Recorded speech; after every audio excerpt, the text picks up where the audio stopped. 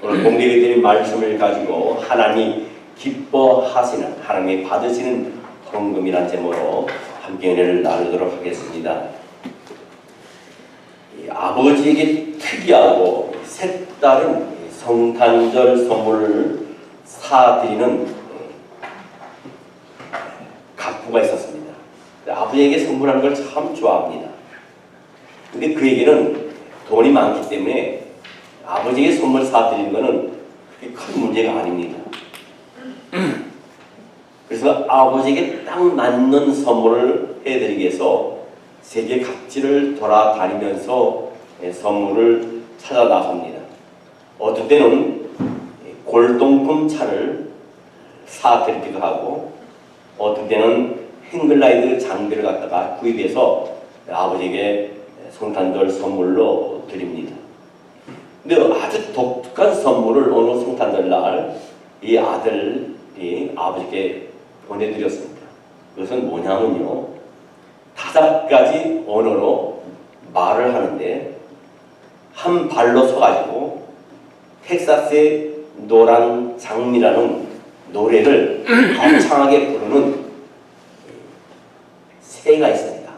그 새를 사서 아버지에게 성탄절 선물로 보내드렸습니다. 근데 그 가격이 얼마나 비싼지 $10,000입니다. 그러나 이 아들은 자기가 부자인 것도 그렇지만은 아버지의 마음을 기쁘게 해드리는 데 있어 그 돈이 아무것도 아니고 아깝지 않고 기쁜 마음으로 아버지에게 그 새를 사서 보내드렸습니다.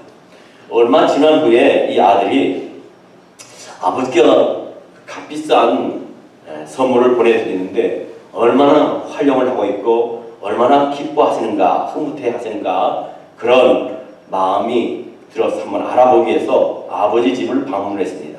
문을 두드리고 집 안에서 아버지가 나와서 문을 열어줄 때 문을 열어주자마자 아들이 아버지께 얘기합니다.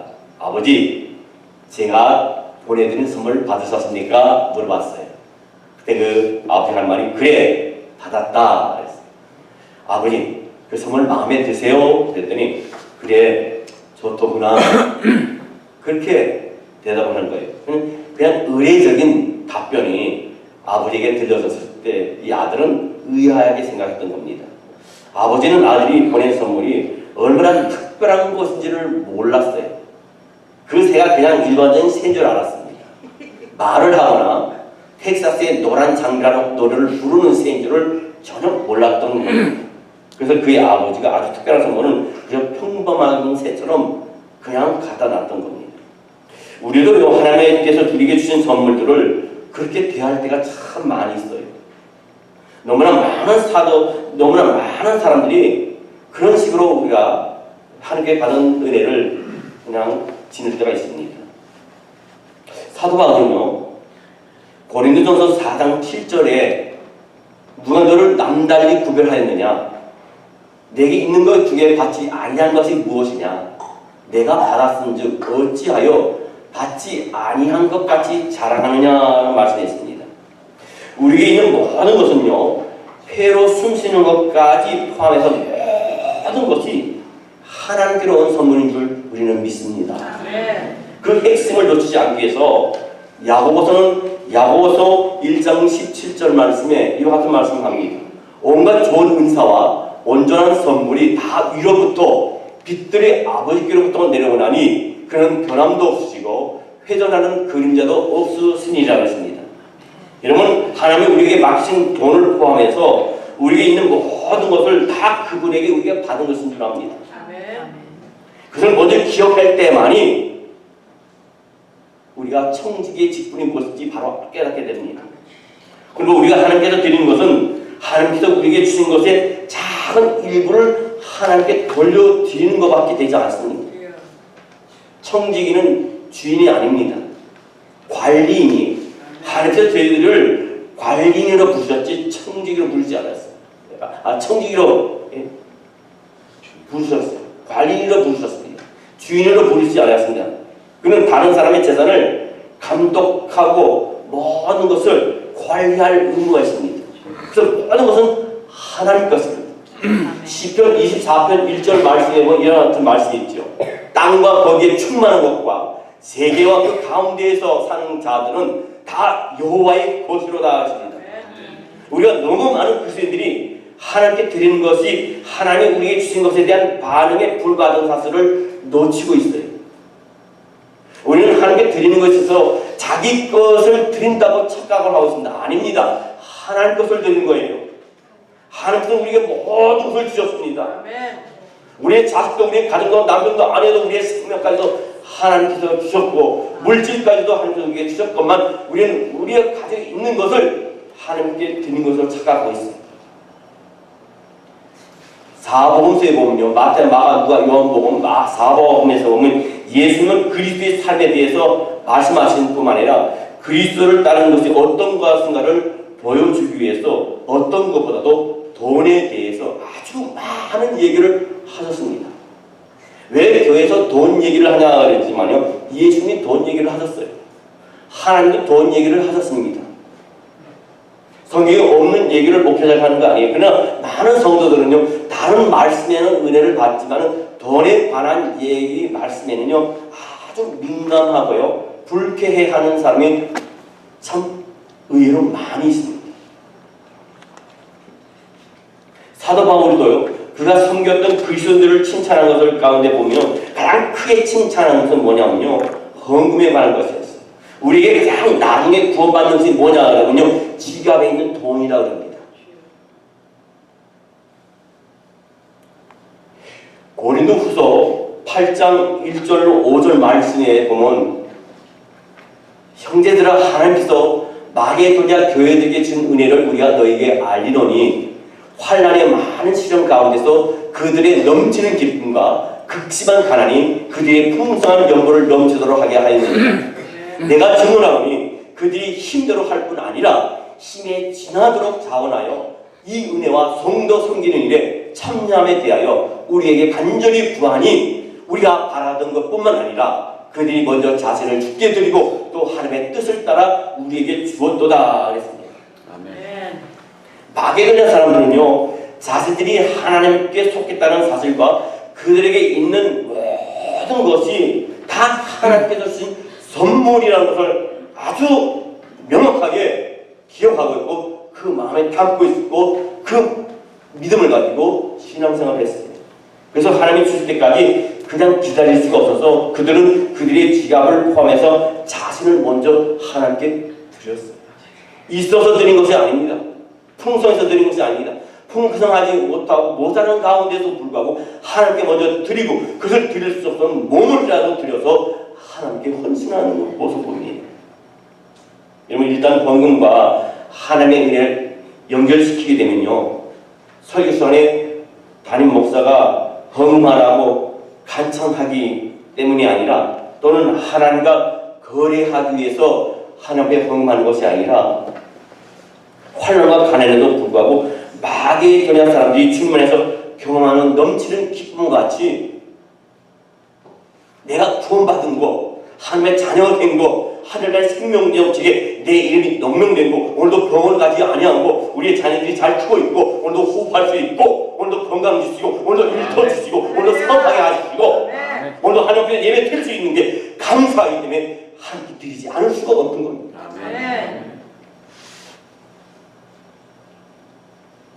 하나님 우리에게 얼마나 은혜로운 분인 것을 아는 것이 참 필요해요.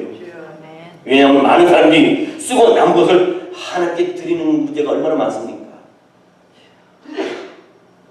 쓰고 남은 것을 하나님께 드립니다. 총무서가 날라오면 그것을 지불하고 돈을 쓰고 싶은 일에 다 할애를 하고 난 다음에 남은 것을 하나님께 드리는 거예요. 그럼 엄청난 실수를 범하고 있습니다. 그러나 분명히 알아보시면요, 하나님께 100만 달러를 드린다 하더라도 쓰고 남은 것을 드리면 하나님 그것을 받으시지 아니하십니다. 그래서 우리는 하나님께 나와서 예배를 드리기 전에 헌금을 드립니다. 헌금을 드리는 건 뭡니까? 이미 예배 시간에 순서에서 드리는 것이 아니라 집에서부터 아니면 일주일 전부터 아니면 며칠 전부터 헌금을 드릴 것을 미리 준비하는 거예요. 아멘. 교회 와서 체크를 쓰고 교회에서 시작분에 그 돈 넣어가고 하는 거 아닙니다. 미리 마음으로 기도하면서 준비하고 감사하면서 하나님에게 주신 수입의 10조를 봉투에 넣으면서 기도하는 거로 마음으로 하나님께 드리는 거예요. 그 진정한 헌금의 자세입니다. 예를 들어서요, 다른 사람에게 받은 선물이 마음에 들지 않을 경우에 그 선물을 뜯어봤는데 마음에 안 들어요. 다시 포장해가지고 다른 사람에게 주는 거랑 마찬가지예요. 다 쓰고 남은 거 주는 건 그게 아닙니다. 하나님께 드리는 거예요. 또 자신이 원치 않는 선물이 들어왔습니다. 그럼 뜯어보고 마음에 안 들면 장롱이든지 어디 서랍에 넣어놓고 뭔 일이 있을 때 장동을 찾아가고 서랍을 뒤져가고 그걸 가지고 대체하는 거, 그러면요 여러분, 그건 선물이 아니에요.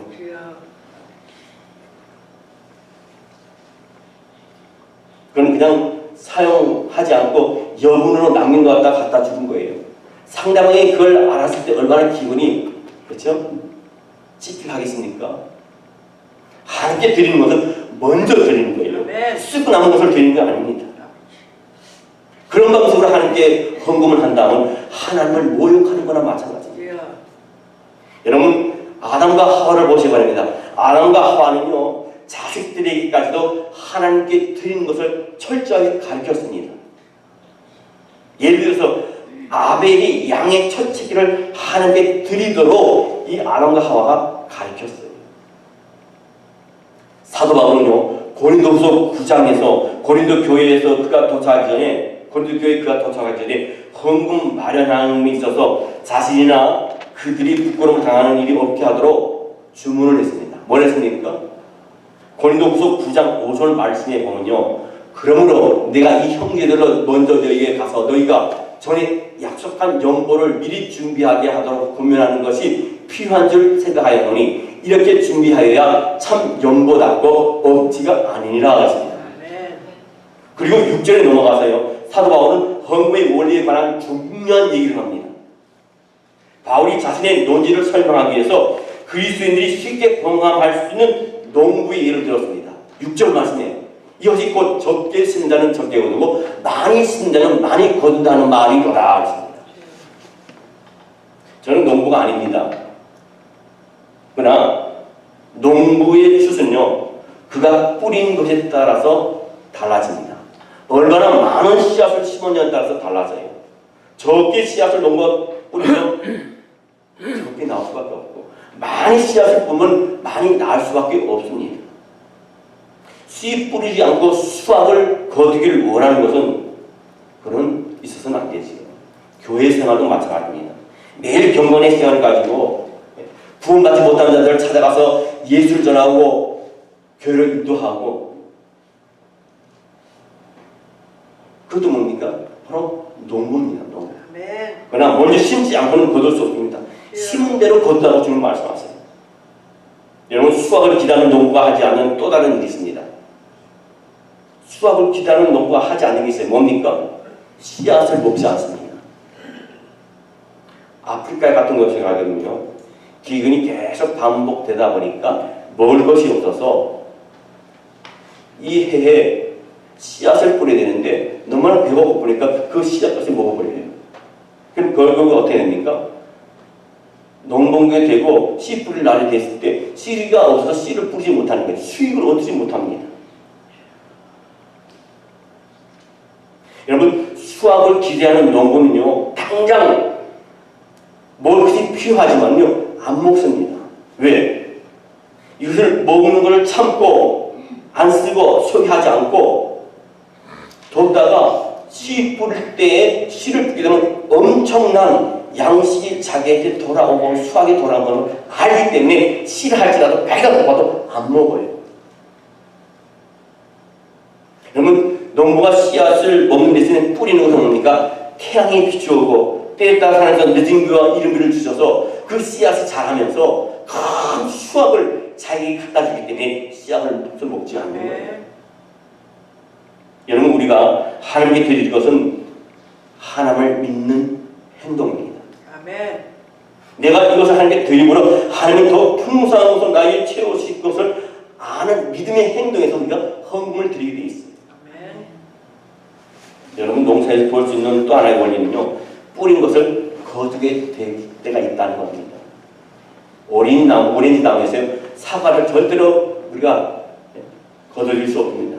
우리가 수확하는 것은 우리가 무엇을 심었냐에 따라서 그 심대로 거두게 되어 있습니다. 아멘. 이것은 우리가 헌금하는 것에 대해서뿐만 아니라요, 헌금하는 자세에 대해서 말씀해 주고 있습니다. 우리가 누군가 사랑을 받고 싶어 합니다. 하나님께 사랑을 받고 싶어 합니다. 그럼 사랑을 평소에 심어야 돼요. 사람들에게도 사랑받고 싶으면 사람들에게 사랑을 표현하고 사랑을 심어야만 우리가 사랑받고 싶을 때 그들로 통해서 하나님을 통해서 우리가 사랑을 받을 수 있는 겁니다. 아멘. 우리가 어려운 일이 복잡했을 때 어떤 주위에 내 교우들이나 이웃에 어려운 일을 당했을 때 그 사람을 찾아가고 그들의 도움을 무엇인지 물어보고 도움을 줄 때 우리가 진작 도움이 필요할 때 그들도 우리를 도와줄 수 있는 것이고 하나님도 우리를 도와주시게 되는 분이십니다. 아멘. 그래서 예수님께서도요, 마태복음 5장 7절 말씀에 긍휼히 여긴 자는 복이 있나니 저희가 긍휼히 여김을 받을 것이며, 아멘. 갈라디아서 1장 7절로 9절 말씀에 그런 말씀입니다. 스스로 속이지 말라. 하나님은 없으신 여김을 받지 아니하시나니 사람이 무엇으로 심든지 그대로 거두리라. 자기 육체를 위하여 심는 자는 육체로부터 썩어질 것을 거두고 성령을 위하여 심는 자는 성령으로부터 영생을 거두리라. 우리가 선을 해가되 낙심하지 말지니 포기하지 아니하면 때가 이르매 거두리라 했습니다. 아멘. 잡초를 심고 장미 피기를 원하는 사람이 얼마나 많은지 모릅니다. 그것은 예수 믿는 사람 중에서 그런 사람이 있어요.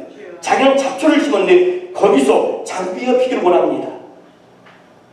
그런 자서 살아가는 사람이 얼마나 크리스찬 중에 많은지 모릅니다. 옥수수를 심는 곳에서요, 옥수수가 자라는데 그것을 보고 거기를 가동하는 사람은 없습니다. 그러나 우리가 종종 무슨 씨앗을 뿌렸는지 기억조차 없는 사람이 왜 하나님 나에게 열매를 주지 않을까? 나의 기도에 왜 응답해 주지 않을까? 나의 소원을 왜 들어주지 않을까? 그런 잘못된 신앙관을 갖고 있습니다. 하나님은 하라면 해야 되는 거예요. 근데 그 말씀을 순종하지 않으면서 우리는 뭡니까? 하나님께 복을 받기를 원해요. 내 기도의 소원에, 마음의 소원에 내가 이루고자 하는 모든 일에 그것이 이루어지기를 원하고 성취되기를 원합니다. 그건 뭔지 압니까? 아무 노력도 안 하고 깨시텐에 가서 복권을 사고 긁어서 1억 1000불을 벌겠다는 마음, 무슨 다를 게 있어요. 고린도 후서 9장에는요, 뿌리고 거둔 것에 대해 우리가 배울 수 있는 또 다른 원리로 그게 보여요.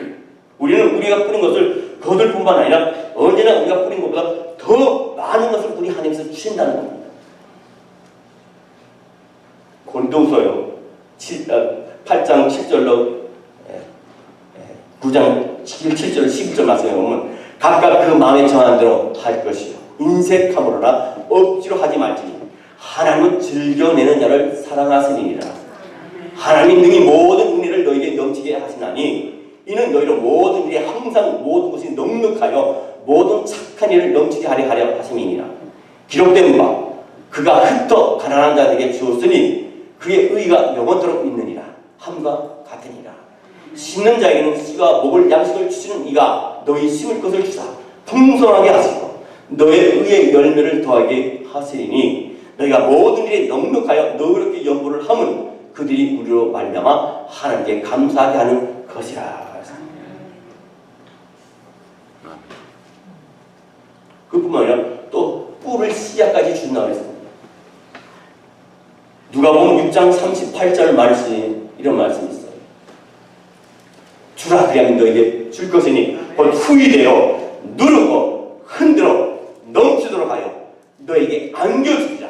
너희가 헤아리는 그 헤아림도 너희도 헤아림을 도록 받을 것임이니라 했습니다.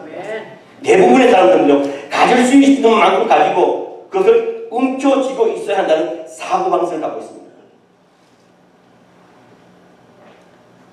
그건 어떤 비유냐면요, 이스라엘 백성이 가나안 땅을 들어갈 때 광야 생활에서 먹을 것이 없었습니다. 마실 것이 없었습니다. 그 광야에서는 농사를 지을 수 없는 그런 땅이에요. 근데 하나님이 이스라엘에서 얼마나 사랑하셨는지 그들이 배고파할 때 아침마다 하늘 문을 열으시고 그렇죠? 만나를 내주셨어요. 아멘. 이스라엘 살면서 먹어보지 못한 맛이에요. 느껴보지 못한 맛이에요. 얼마나 맛있겠습니까? 먹어보니까 나도 다 그거 먹어보는데 너무 맛있거든요. 그래서 그걸 다 갖고 와가지고 그걸 다 담아갖고 그것을 며칠이고 먹고 싶었어요. 인간은 그런 거예요. 오늘은 하나님의 복이 끝날 것으로 생각해. 오늘로 한계가 끝날 것으로 생각합니다. 근데 하나님 아니거든요. 하나님 은혜와 그 사랑은요, 그 복은요, 무한하시거든요. 근데 어떻게 합니까? 그들이 만나를 갖고 내일 또 먹고 내일 모레도 먹고 일주일 후에도 먹으려고 갖고 왔지만 아침에 되니까 그게 다 썩었어. 근데 밖에 나가보니까 또 새로운 만나가 생겨요.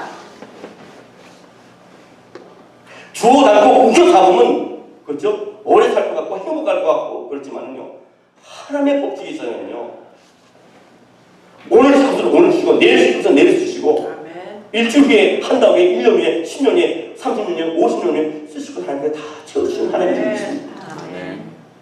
대부분의 사람들은요, 움켜쥐기를 원해 피지 못합니다. 심어야 할 씨앗을 심지 않고 먹을 농부는요, 며칠 동안 씨앗을 할 수 있습니다. 그러나 그 씨앗을 심었을 때 1년, 10년, 20년 먹을 수 있는 그 씨앗을 생각하지 못한다는 겁니다. 성경은 하나님을 위해 기대하신 것은 11조와 헌금이라는 두 단어로 표현하고 있어요. 11조는 뭡니까? 하나님의 말씀입니다. 성경에 기록되어 있습니다. 11조에 대해서 이야기를 하면 많은 분들이 몸을 뒤틉니다. 듣기 싫어합니다. 불편해합니다. 그러나 11조라는 개념은 뭡니까? 모세에게 하나님께서 율법으로 규정하셨어요. 레위기 27장 30절 말씀에 그리고 그 땅의 10분의 1, 곧 그 땅의 곡식이나 나무의 열매는 그 10분의 1을 여호와의 것이니 여호와의 선물이라. 아멘. 11절은 것은 10분의 1입니다. 이스라엘 백성들은 모든 자들과 모든 수확물의 10분의 1을 철저하게 하나님께 드렸어요. 대충 이 정도는 됐다 해갖고 드리는 거 아니에요. 아주 일정 조금 그 있는 그 부분이라도 잘라서 10분의 1을 정확하게 드렸어요. 대충 드리지 않았어요. 분명히 드렸어요. 그것은 11조가 믿음의 행동을 보여주는 거예요. 아멘. 자기가 쓸 거 다 쓰고 되는 그 헌금이 아닙니다. 우리 재물의 10분의 1을 하나님께 드린다는 것은요, 나머지 90%로 우리의 필요를 충분히 채워주실 하나님을 신뢰하는 것입니다. 아멘. 잠언서 3장 9절로 10절 말씀에 보면 내 재물과 내 소산물에 처음 익은 열매로 여호와를 공경하라. 아멘. 그러면 너 창고가 가득히 차고 내 포도주 틀에 새 포도즙이 넘치리라. 아멘. 11조는 구약 성경에서 규정하고 있지만요, 헌금은 11조 이외의 자발적인 것입니다. 헌금은 하나님의 풍성하신 은혜에 대한 감사를 표현하는 거예요. 그리고 그것은 하나님에 대한 사랑과 신뢰를 표현하는 겁니다. 헌금으로 11조를 대신 타려고 하는 사람이 참 많이 있어요. 나는 하나님께 헌금했다. 그러나 그런 사람들은 11조를 드릴 때까지 헌금한 것이 아니에요. 헌금은 11조를 대신하는 것이 아니라 11조를 하고 그 외에 추가적으로 하는 겁니다. 왜? 11조는 내 것이라 했기 때문에. 그 외에 감사, 건축, 성교, 주일 그 모든 헌금은요, 내 것이 하는 거예요. 모든 하나님께 돌려드리는 거지만 내 가진 것을 하는 거예요. 그러나 11조만은 내 것이라 했거든요. 어떤 분 그런 얘기입니다. 11조에 감사헌금, 건축헌금, 성경헌금, 주일헌금, 생일헌금 모든 것이 다 포함되다. 아닙니다. 그건 아니에요. 분명히 구분해야 됩니다.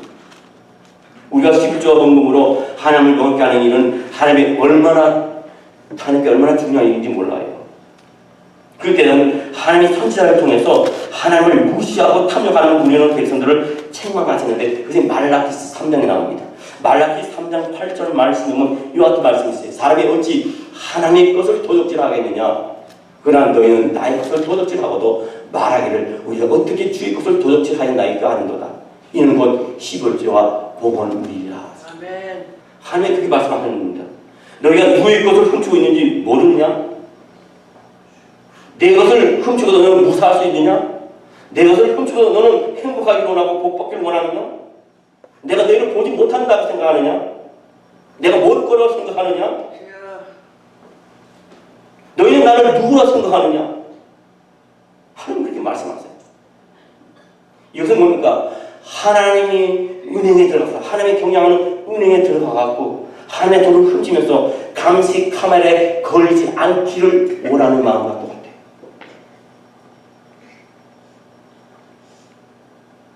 하나님의 심령을 꿰뚫어 보십니다. 아멘. 우리의 생각을 꿰뚫어 보세요. 아멘.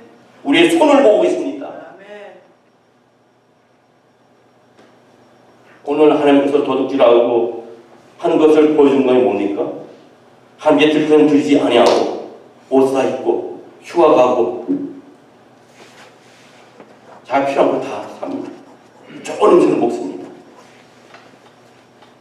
물질적인 면에서만 생각하지 않도록 하나님이 이스라엘 백성에게 하신 다음 말씀 생각해 보기 바랍니다. 말라기서 3장 9절 말씀해 보면요. 너희 곧 온 나라가 나의 것을 도둑질하였습니다. 너희가 저주를 받았느니라. 무서운 말이죠. 하나님의 것을 도둑질하는 사람들과 저주를 연결시키는 것을 볼 때 이 구절은 이 문제의 영적인 차원을 참 보여주는 거예요. 우리는 율법이 아니라 하나님의 은혜로 살아갑니다. 아멘. 그러나 하나님의 은혜가 짓밟히고 남용되는 것을 하나님은 허락지 않으시고 우리에게 그 책임을 물으십니다. 우리가 하나님의 십자를 헌금을 도둑질하면서 하나님의 은총을 입거나 무사할 것이라 생각하는 건 착각이에요. 하나님의 저주는 하나님의 진노를 말합니다. 가령 새로운 집에 들어갑니다. 새로운 집을 사서 들어갔지만 거기에 다툼과 소란이 끊이지 않는다면 그것은 하나님이 너는 나의 것, 하늘나라의 것을 지키지 않으면서 너의 생활 수준을 높이고 싶어하기 때문에 내가 너의 그 집을 휘저어 놓으리라, 흔들어 놓으리라. 저는 이 문제를 분명히 짚고 넘어가고 싶습니다. 그리스도인들이 많이 가졌다고 해서 그 때문에 저주받는 건 아닙니다. 저주라는 것은 누릴 수 없는 것을 누리는 것이 저주예요. 저주 안에 있으면요, 통장 잔액이 자꾸 없어집니다. 결국 돈을 모을 수 없습니다. 고액의 어떤 물건을 구입했다 그게 자꾸 망가집니다. 우환지구가 계속 끊이지 않습니다. 병을 갈릴 일도 많아집니다.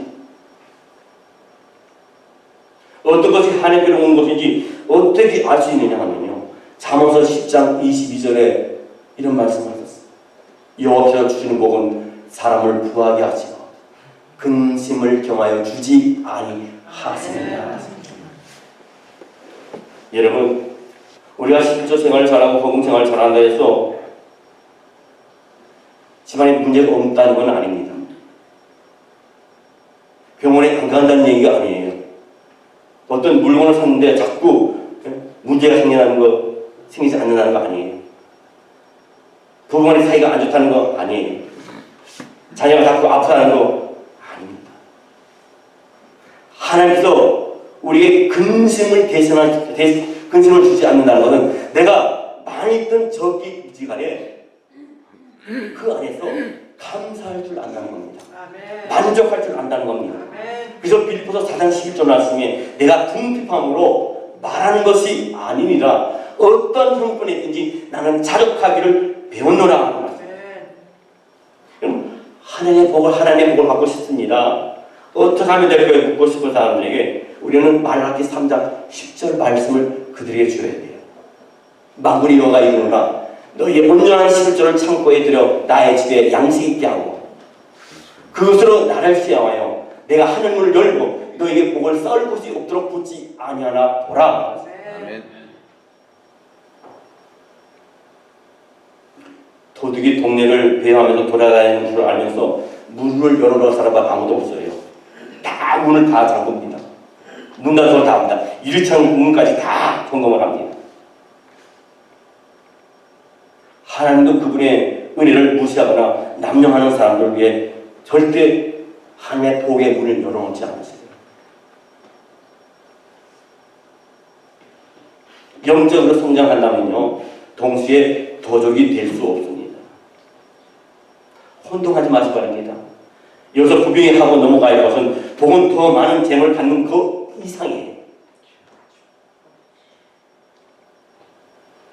하나님 그 이상의 복을 주셨어요. 뭡니까? 우리를 구원하셨다는 겁니다. 우리를 하나님의 자녀로 삼아주셨다는 겁니다. 죽을 수밖에 없고 멸망받을 수밖에 없고 영원히 꺼지지 않는 지옥에 들어갈 우리 인생들을 갖다가 주님 십자가에 돌아가신 것까지 자기 생명을 대신했던 것까지 우리를 구원하셨다는 거예요. 그래서 어찌 물질보다 그 이상이 아닐 수 있겠습니까? 우리가 하나님 앞에 나아가서 필요한 것을 하나님께 요구한다면 그것은 믿음으로 구하는 것이기 때문에 하나님이 구하는 것을 주셔야 할 의무가 있다고 우리가 생각을 해요. 얼마 아니에요. 하나님은 그런 말씀 안 하셨어요. 제가 말씀드리는 것은 하나님의 복을 주시고 그 복을 누릴 수 있게 하시고 그 복을 통해서 유익을 줬게 하시고 하나님께서 주신 것을 통해 자라게 하신다는 것은 복은 하나님께서 주신 것이기 때문에 무엇이든지 그 속에서 하나님을 경험할 수 있다는 의미입니다. 아주 초라한 오두막집에 빵과 물망으로 근근히 살아가는 사람이 있습니다. 그런 크리스찬이 있어요. 그런 크리스찬이 있다 할지라도 나에게는 이 모든 것이 있다. 그리고 그리스도와 나와 함께 하신다. 그래서 자주가며 살 수 있는 것이 그것이 바로 복이라는 거예요. 아무리 많은 것을 가졌다 할지라도 거기 불평이 있고 거기 화평이 없고 거기 싸움이 있고 거기 질병이 있고 거기 다툼이 있다면 그건 진정한 복이 아니죠.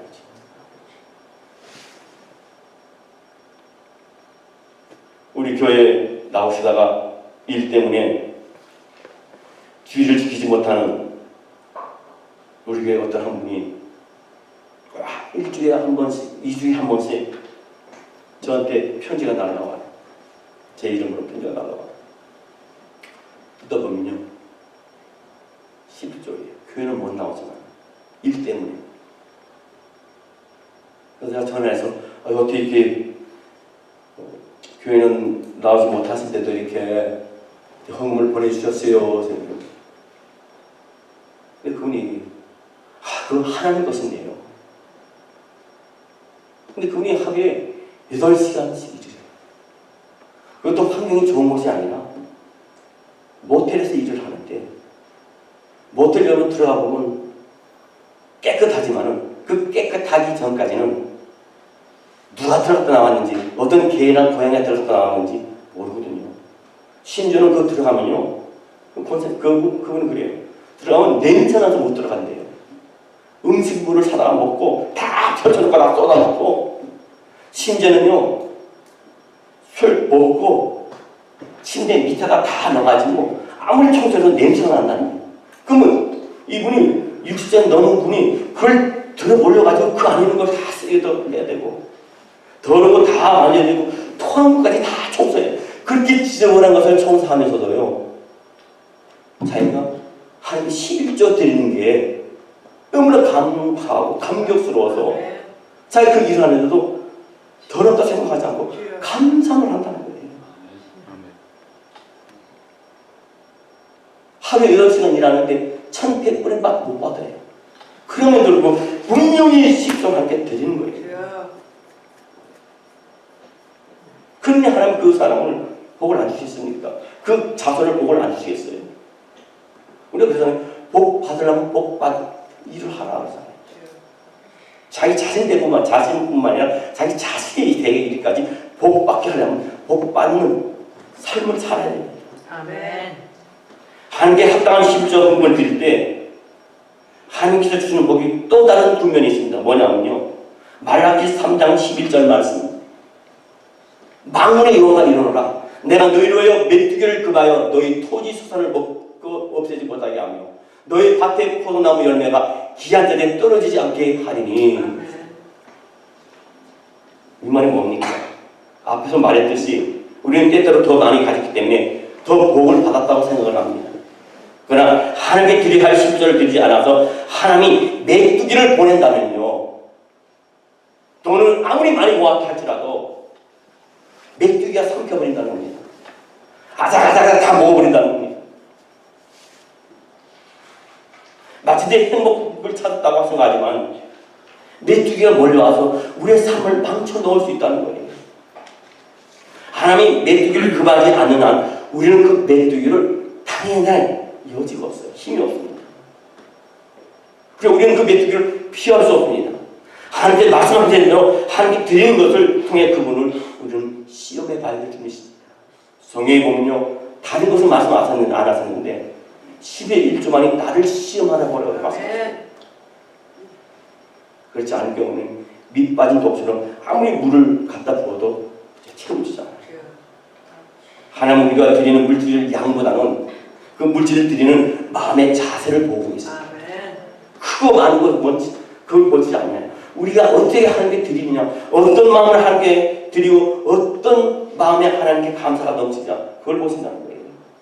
그래서 바울 사도는 헌금에 대해서 가르치기를 고린도후서 9장 7절 말씀에 각각 그 마음에 정한 대로 할 것이요 인색함으로나 억지로 하지 말지니 하나님은 즐겨내는 자를 사랑하시느니라.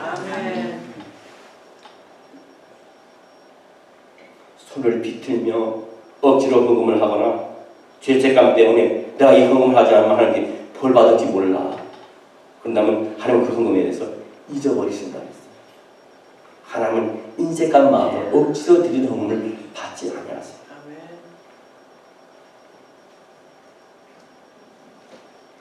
그리 놀라운 일이 아니죠. 우리들 역시 인색한 선물을 좋아하지 않습니다. 억지로 주는 선물을 좋아하지 않아요. 어느 날 생일에 사람들을 초대했는데 어떤 분이 생일 선물을 갖고 와갖고 내가 말이야 사실 이거 안 살라 그랬는데 돈이 아까워서 안 살라 그랬는데 안 올 수는 없고 초청을 했으니까 안 올 수는 없고 빈손으로 올 수는 없고 그래서 내가 마지못해 이거 사서 너한테 주는 거다. 그럼요, 그 전에 아무리 좋은 선물을 받았던 그 기분이 좋았던 것도 싹 다 사버려요.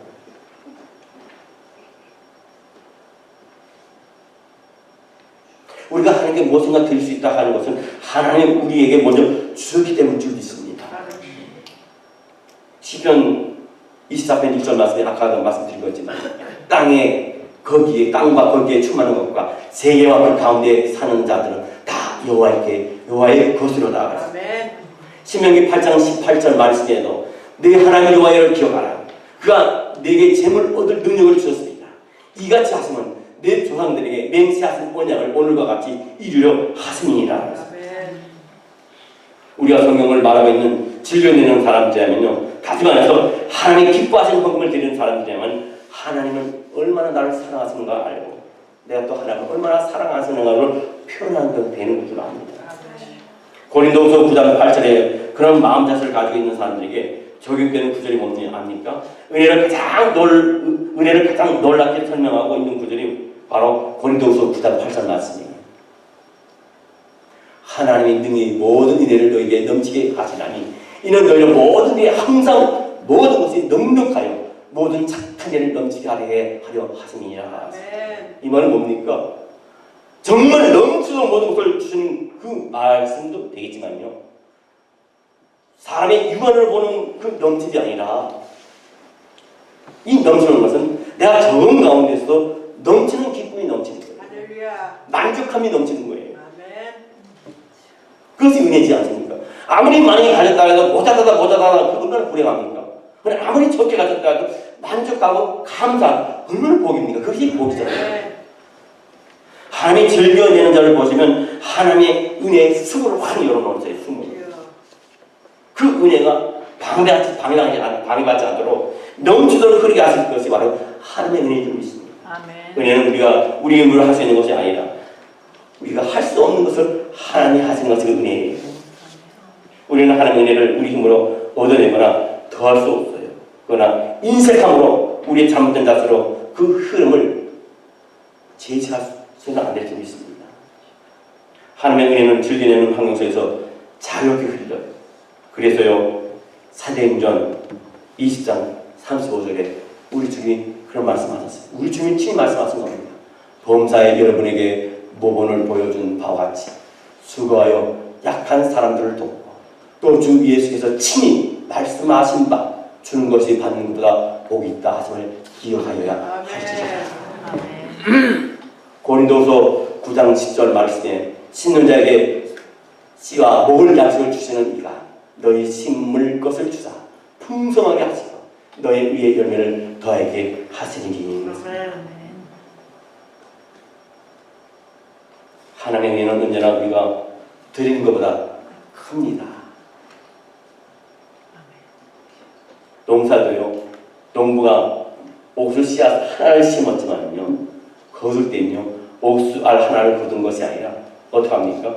작은 하나의 씨앗에서 옥수 줄기 전체를 다 얻게 돼요. 말씀을 마치겠습니다. 저는 아이들이 어렸을 때 제가 어디 나갔다 오거나 아니면 노예를 가거나 총회를 갔다 올 때 애들이 좋아하는 장난감이나 뭘 사와요. 그러면 아들이 그걸 받고 좋아합니다. 아빠! 달려와서 뽀뽀를 해요. 그 다음에 어떻게 되는 줄 알아요? 오면은 어디 갔다 오면 아빠 반기는 게 아니라 아빠 얼굴 보는 게 아니라 손을 봐요. 그리고 아빠 언제 또 출장 가나? 언제 또 노예 가나? 또 언제 모임을 가나? 우리도 그런 사람이 있어요. 크리스찬 중에서 그런 사람이 있습니다. 하나님을 그렇게 대할 때 있습니다. 하나님 빨리 주세요. 빨리 응답해 주세요. 이거 손 이루어주세요. 이 목적 이루어주세요. 근데 세월이 지난 후에 그런 기도만 했지 주님께 헌신하라는데 막상 헌신하려니까 지갑이 텅텅 비었어요. 하나님이 찾으시는 것은 하나님의 사랑을 하고 하나님을 사랑하고 하나님을 소중히 여기고 그 때문에 기쁘게 드릴 수 있는 사람을 하나님께서 찾으십니다. 건강은 영적인 행동이고 우리 영적 성장에 있어서는 안 될 중요한 요소예요. 그래서요 고린도전서 16장 2절 말씀에 매주 첫날에 너희 각 사람이 수입에 따라 모아두어서 내가 갈 때 연보를 하지 않게 하라. 그래서 중요한 것은 매주 첫날입니다. 매주 첫날이 어딥니까? 월요일이에요? 아니, 주일이에요. 월요일부터 하루가 시작되는 거 아닙니다. 주일부터 하루가 시작되는 거. 왜? 어떤 의미입니까? 어떤 의미입니까? 먼저 주님께 드리는 날이에요. 우리의 세상 사람은 둘째 날인 월요일부터 세상이 시작된다 하지만 우리 믿는 자에게는 주님께 먼저 드리는 날이 첫날인 줄 믿습니다. 예수 그리스도는 우리의 선물을 마땅히 받으셔야 할 분이에요. 그러나 그분은 헌금이 그분을 위한 것이 되는 것을 원치 않으십니다. 헌금은 우리의 영적 성장이고 복이라는 면에서 우리에게 유익한 것이 되어야 됩니다. 바울 사도가 빌립보 교인들에게 그들의 선물을 감사했을 때 그 사실을 매우 잘 표현했습니다. 빌립보서 4장 17절 말씀에 내가 선물을 구함이 아니요 오직 너에게 유익하도록 풍성한 열매를 구함이라. 성령이 말하고 있는 물질 헌금의 사역에 관한 놀라운 사실은 헌금을 통해서 가장 큰 유익을 얻는 사람은요 그걸 받으시는 분이 아니라 드리는 사람이 가장 큰 유익을 받는다는 겁니다. 마태복음 6장 21절 말씀 드리면서 말씀을 결론을 맺습니다. 내 봄을 있는 곳에 내 마음도 있더니라. 함께 드리는 것은 이렇게 말씀드리면서 함께 드리는 것이 여러분 두렵습니까? 아깝습니까? 내가 이거 드리면 어떻게 된다고 생각하세요? 내일 모레 일주일에 뭘 써야 되는데 앞으로 내 생활이 어떻게 보장될까 두려우세요? 내가 이걸 먼저 하게 드린다면은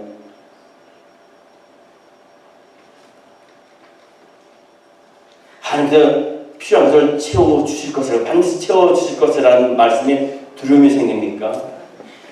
여러분 그러면요 지금 하나님께 드리시기 바랍니다. 왜냐하면 그런 두려움은 믿음으로 그 두려움을 대신할 때 아멘. 해소됩니다. 하나님이 돌보실 것이라고 약속하신 말씀이 우리에게 주셨습니다. 내가 너와 함께 하느니라. 할렐루야. 임마누엘과 함께 하십니다. 아멘. 주저할 필요가 없습니다. 왜? 우리는 하나님 나를 구원해 줄 거 알잖아요. 아멘. 저 좋은 천국에 갈 거 알잖아요. 하나님 얼마나 사랑하신 줄 알잖아요. 나의 가족을 사랑하고 나를 사랑하시고 내 기업을 사랑하시고 내 직장을 사랑하시고 그러면 우리가 하나님께 아까울 게 없어요. 왜? 모든 것이 하나님께로 왔기 때문에 모든 것이 하나님 과거나 현재나 미래를 책임져 주시기 때문에 책임져 주는 분께 드릴 때 더 큰 것을 우리에게 채워 주시는 하나님을 믿습니다.